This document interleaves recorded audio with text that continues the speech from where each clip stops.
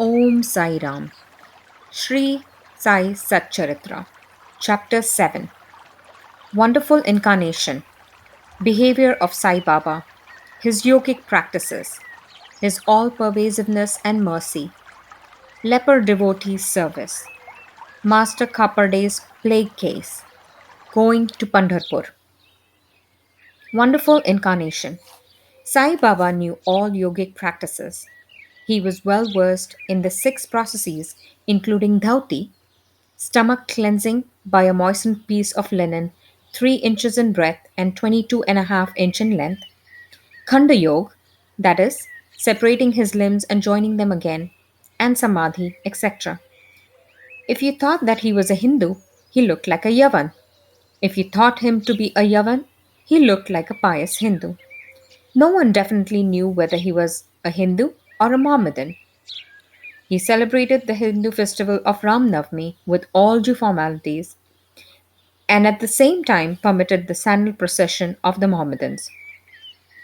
He encouraged wrestling bouts in this festival. When the Gokul Ashtami came, he got the Kopal Kala ceremony duly performed, and on Eid festivals, he allowed the Mohammedans to say their prayers, namaz, in his masjid. Once during a Muharram festival, some Mohammedans proposed to construct a tazia or tabut in the masjid, keep it there for some days, and afterwards take it in a procession through village. Sai Baba allowed keeping of the tablet for 4 days, and on the fifth day got it removed from the masjid without the least compunction. If we say that he was a Mohammedan, his ears were pierced, that is, had holes, according to Hindu custom. If you think that he was a Hindu, he advocated the practice of circumcision, though, according to Mr. Nana Sahib Chandorkar, who observed him closely, he was not himself circumcised. Vire article in Sai Leela on Baba Hindu Ki Yavan by B. V. Dev, page 562. If you call him a Hindu, he always lived in a masjid. If Mohammedan, he had always the dhuni sacred fire there, and the following things, which are contrary to Mohammedan religion, that is, grinding on the handmill, blowing of the conch and bells, oblation in the fire, bhajan, giving of food and worship of Baba's feet by means of arghya, water, were allowed there. If you think that he was a Mohammedan, the best of Brahmins and Agnihotris, leaving aside their orthodox ways, fell prostrate at his feet. Those who went to make enquiries about his caste were dumbfounded and were captured by his darshan. So, none could definitely decide whether Sai Baba was a Hindu or a Mohammedan. This is no wonder, for he who completely surrenders himself to the Lord by getting rid of his egoism and body consciousness thus becomes one with him and has nothing to do with any questions of caste or nationality. Baba saw no difference between any two castes and even between beings. He took meat and fish with fakirs, but did not grumble when dogs touched the dishes with their mouths. Such a unique and wonderful incarnation was Sai Baba. On account of the merits in my past birth, I had the good fortune to sit at his feet and enjoyed his blessed company. The joy and delight I derived therefrom was incomparable. In fact, Sai Baba was pure Anand and consciousness. I cannot sufficiently describe him, his greatness, and his uniqueness. He who took delight at his feet was established in his own self. Many sannyasis, sadhaks, and all sorts of men aspiring for salvation came to Sai Baba. He always walked, talked, and laughed with them, and always uttered, Allah Malik. God is the sole owner. He never liked discussion or disputation. He was always calm and controlled. Though irritable at times, always preached Vedanta, and nobody knew till the last who was Baba. Princes and poor people were treated alike by him. He knew the inmost secrets of all, And when he gave expression to them, all were surprised. He was the repository of all knowledge. Still, he feigned ignorance. He also disliked honor. Such were the characteristics of Sai Baba. Though he had a human body, his deeds testified to his godhood. All people considered him as the god in Shirdi. Behavior of Sai Baba. Ignorant that I am, I cannot describe Baba's miracles. He got almost all the temples in Shirdi repaired. Through Tatya Patil, the temples of Shani, Ganpati, Shankar Parvati, village deity, and Maruti were put in order. His charity was also remarkable. The money he used to collect as dakshina was freely distributed. Rupees 20 to some, rupees 15 or 50 to others, every day. The recipients thought that this was pure charity money, and Baba wished that it should be usefully employed. People benefited immensely by having Baba's darshan. Some became hale and hearty. Wicked people were turned into good ones. Leprosy was cured in some cases. Many got their desires fulfilled without any medicine being put in their eyes. Some blind men got back their sight, and some lame ones got their limbs. Nobody could see the end of his extraordinary greatness. His fame spread far and wide, and pilgrims from all sides flocked to Shirdi. Baba had his asan near the dhuni and always rested there. He sat there in meditation, sometimes without a bath. He used to tie a small white turban on his head and wear a clean dhotar around his waist and a shirt on his body. This was his attire in the beginning. He first practiced medicine in the village. He examined patients and gave medicines. He was always successful and he became famous as a Hakim, doctor. A curious case may be narrated here. One devotee has his eyes quite red and swollen. No doctor was available in Shirdi. The other devotees took him to Baba. In such cases, other doctors would use ointments, anjans, cow's milk, and camphorated drugs, etc. Baba's remedy was quite unique. He pounded some biba, some carpus anacardium, that is, marking nuts, and made two balls of them and thrust them on in each eye of the patient and wrapped a cloth bandage around them. Next day, the bandage was removed and water was poured over them. The inflammation subsided and the pupils became white and clear. Though the eyes are very delicate, the biba caused no hurt but removed the disease of the eyes. Many such cases were cured. This is only one instance in this regard. Baba's yogic practices. Baba knew all the processes and practices of yoga. Two of them will be described here. 1. Dhauti Kriya or cleansing process.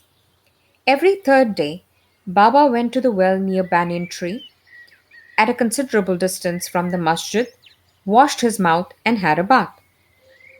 On one occasion, he was seen throwing up his intestines, cleaned them inside outside, and placed them on a jamb tree for drying. There are people in Shirdi who have actually seen this and who have testified to this fact. Ordinary dhauti is done by a moistened piece of linen 3 inches broad, 22.5 feet long. This piece is gulped down the throat and allowed to remain in the stomach for about half an hour for being reacted there and then taken out. But Baba's dhauti was quite unique and extraordinary. Number 2. Khanda Yoga. In this practice, Baba extracted the limbs from his body and left them separately at different places in the masjid. Once a gentleman went to the masjid and saw the limbs of Baba lying in separate places. He was terrified. He first thought of running to the village officers and informing them of Baba being hacked to pieces and murdered. He thought that perhaps he would be held responsible, as he was the first informant and knew something of the affair. so he kept silent. But next day, when he went to the masjid, he was very much surprised to see Baba, hale and hearty as before. He thought that what he had seen the previous day was only a dream. Baba practiced yoga since his infancy, and nobody knew or guessed the proficiency he had attained in it. He charged no fees for his cures, became renowned and famous by virtue of his merits, gave help to many a poor and suffering person. This famous doctor of doctors cared not for his interests, but always worked for the good and welfare of others, himself suffering unbearable and terrible pain many a time in the process. One such instance I will relate now, which will show the all pervasive and the most merciful character of Sai Baba. Baba's all pervasiveness and mercy. In the year 1910, Baba was sitting near the dhuni on Diwali and warming himself. He was putting firewood into the dhuni, which was burning brightly. A little later, instead of pushing logs of wood, Baba pushed his arm into the dhuni. His arm was scorched and burnt. This was noticed by the errand boy Madhav and also by Madhav Rao Deshpande, Shama. They at once ran to Baba, and Madhav Rao clasped Baba by his waist from behind and dragged him forcibly backward and asked, Deva, why you done this? Then Baba came to his senses and replied, the wife of a blacksmith at some distant place was working the bellows of a furnace. Her husband called her. Forgetting that a child was on her lap, she got up hastily, and the child slipped into the furnace. I immediately thrust my hand into the furnace and saved the child. I do not mind my arm being burnt, but I am glad the life of the child is saved. Leper Devotee's Service. On hearing the news of Baba's hand being burnt from Shama, Madhavrao Deshpande, Mr. Nana Sahib Chandorkar, accompanied by the famous Dr. Parmanand of Mumbai with his medical outfit, consisting of ointments, lint, and bandages, etc., rushed to Shirdi and requested Baba to allow Dr. Parmanand to examine the arm and dress the wound caused by the burn. This was refused. Ever since the burnt arm was dressed by Bhagoji Shinde, a leper devotee. His treatment consisted in massaging the burnt part with ghee and then placing a leaf over it and bandaging it tightly. Mr. Nanasaheb Chandorkar solicited Baba many a time to unfasten the bandages, get the wound examined, dressed, and treated by Dr. Parmanand, with the object that it may heal fast.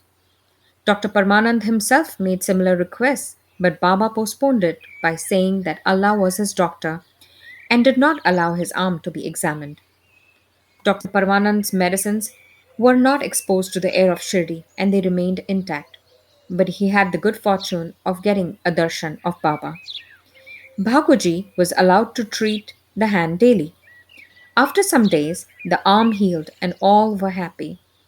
Still, we do not know whether any trace of pain was left or not. Every morning, Bhagoji went through his program of untying the bandages, massaging the arm with ghee, and tightly bandaging it again. This went on till Sai Baba's Samadhi, death. Sai Baba, a perfect Siddha as he was, did not really want this treatment, but out of love for his devotee, he allowed the Upasana service of Bhagoji to go on uninterrupted all along.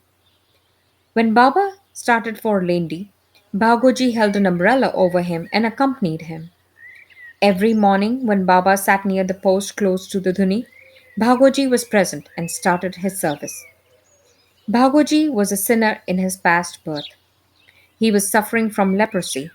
His fingers had shrunk. His body was full of pus and smelling badly. Though outwardly he seemed so unfortunate, he was really very lucky and happy, for he was the premier servant of Baba and got the benefit of his company. Master Kaparde's plague case. I shall now relate another instance of Baba's wonderful Leela. Mrs. Kaparde, the wife of Mr. Dada Sahib Kaparde of Amravati, was staying at Shirdi with her young son for some days. One day, the son got high fever, which further developed into bubonic plague. The mother was frightened and felt most uneasy. She thought of leaving the place for Amravati and went near Baba in the evening when he was coming near the Vada, now Samadhi Mandir, in his evening rounds for asking his permission. She informed him in a trembling tone that her dear young son was down with plague. Baba spoke kindly and softly to her, saying that the sky is beset with clouds, but they will melt and pass off, and everything will be smooth and clear. So saying, he lifted up his kafni up to the waist and showed to all present four fully developed buboes, as big as eggs, and added, "See how I have to suffer for my devotees? Their difficulties are mine." Seeing this unique and extraordinary deed, Leela, the people were convinced as to how saints suffer pain for their devotees. The hearts of the saints is softer than wax. It is soft in and out as butter. They love their devotees without any idea of gain and regard them as their true relatives. Going to Pandharpur. I shall now close this chapter after relating a story illustrating how Sai Baba loved his devotees and anticipated their wishes and movements. Mr. Nana Sahib Chandorkar, who was a great devotee of Baba, was Mamlatdar at Nandurbar in Khandesh. He got an order of transfer to Pandharpur. His devotion to Sai Baba bore fruit, as he got an order to go and stay at Pandharpur, which is regarded as the Bhuvaikuntha, heaven on the earth. Nana Sahib had to take immediate charge, so he left for the place without even writing or informing anybody at Shirdi. He wanted to give a surprise visit at Shirdi, his Pandharpur, see and salute his Vithoba, Baba, and then proceed further. Nobody knew of Nana Sahib's departure for Shirdi, but Sai Baba knew all about this, his as his eyes were everywhere, omniscient. As soon as Nana Sahib approached Nimgaon, a few miles from Shirdi, there was a stir in the masjid at Shirdi. Baba was sitting and talking with Malsapati, Appa Shinde, and Kashiram when he at once said, "Let us all four do some bhajan. The doors of Pandari are open. Let us sing merrily." Then they began to sing in chorus, the bhav of the song being, "I have to go to Pandharpur, and I have to stay on there, for it is the house of my Lord." Baba sang and the devotees followed him. After a short while, Nana Sahib came there with his family, prostrated before Baba, and requested him to accompany them to Pandharpur and stay with them there. This solicitation was not necessary, as the devotees told Nana Sahib that Baba was already in the mood of going to Pandharpur and staying there. Hearing this, Nana Sahib was moved and fell at Baba's feet. Then, after getting Baba's permission, Udi, sacred ashes, and blessings, Nana Sahib left for Pandharpur. There is no end to Baba's stories, but let me now stop here, reserving for the next chapter other topics such as importance of human life, Baba's living on alms, Baijabai's service, and other stories. Bow to Shri Sai. Peace be to all. Om Sai Ram.